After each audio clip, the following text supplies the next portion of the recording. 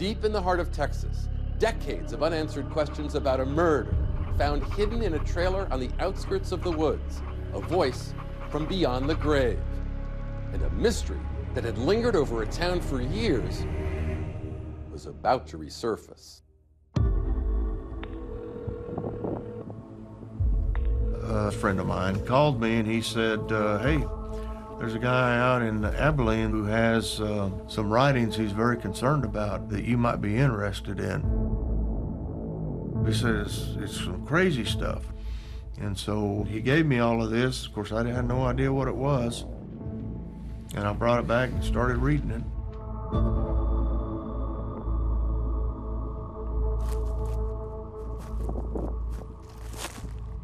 It remained this mystery. Nobody ever understood it. A killing that has preoccupied so many of us for so many years. By God, I had become a monster. I was the devil.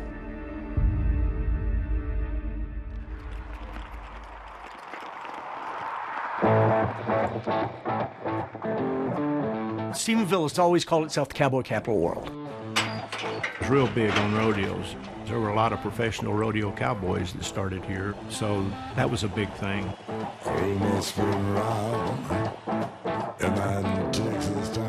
People wear their cowboy hats and wear their boots, and it's not kitsch, it's real. This is who people are. This is an authentic and enduring way of life. In rural Texas, livestock and livestock raising is a big part of the economy. And right there, on a pedestal in the town square, not a lawman or a local hero, a cow. Oh yeah, the moolah cow. It represented a really booming milk industry. It's a lot of moolah. People go to church on Sundays and they go to lunch afterwards. A lot of people were born here, they were raised here, and they never left. So you had generations of families who all knew each other.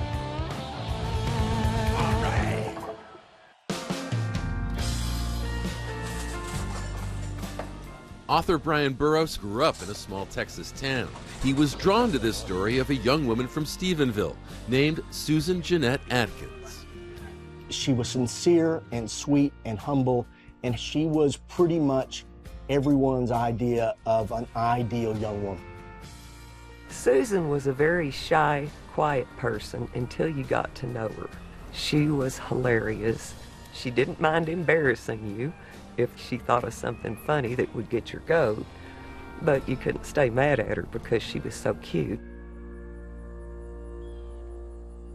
Susan was no rebel. She was raised in a church-going family of 4. And that shyness meant that she only had a few close friends. One of them had been in band with her. Thelma and Louise, we could finish each other's sentence. We were best buddies. Yeah, she was a 1 in a million. Friday nights were for football, Sundays for church, and on Saturday night everybody cruised. And in Stephenville, it was called Cruising the Drag. All the kids would just drive from one Dairy Queen to the other. And you'd stop at the parking lots and wait for people you knew to pull in and talk to. I spent a lot of time making the drag with Susan and Cindy.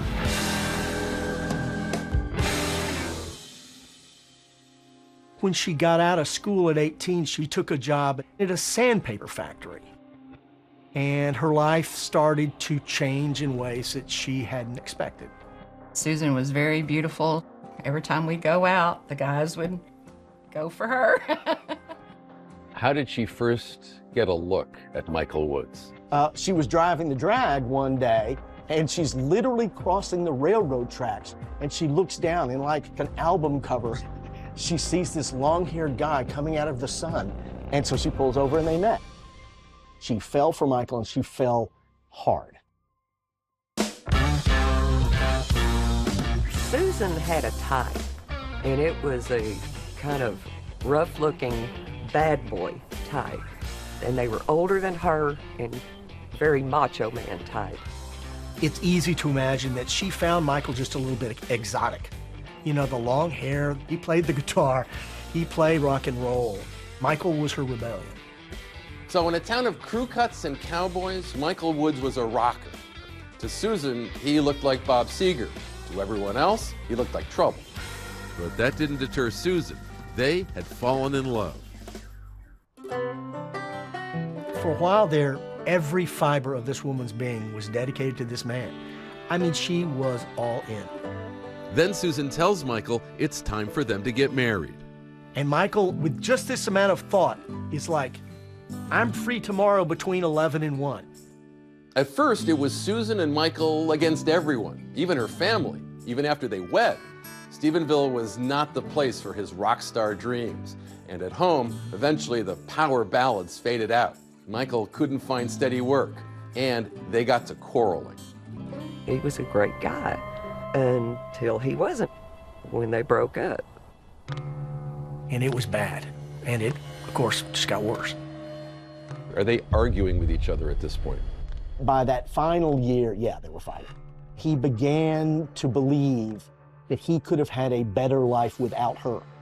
And then, out of nowhere, he leaves, and he doesn't go with a whimper, he goes with a bang. She was devastated. And I can only imagine how that was. You get home in a cold house, all the lights are out, and you're wondering what happened. He's taken the car, he's taken her fur coat, and vanished in a rage. Susan is freaked out, so Cindy stays on her sofa. Roy offers her a gun, but she gives it back. Instead, he comes over and he nails her window shut. She was afraid of Michael after they broke up because he did have a little bit of a jealous, crazy streak. She was scared. Susan asks for a divorce from Michael, who skipped town. And later that summer, it's as if she comes out of her shell a little bit. She starts going out with a new guy, a bartender. She was really starting to become happier, a whole new chapter going to open up for her. And then there's this night in late July that everybody involved remembers. Roy and Cindy take Susan to the carnival, and nobody enjoys themselves for whatever reason. So Roy says, let's all go back to Stephenville and go to Dairy Queen. We both loved hot fudge sundaes, too much. And Susan done something she's never done before. She looked at me and she goes, you know, I think I'm going to order me another one. And she really got to enjoy it.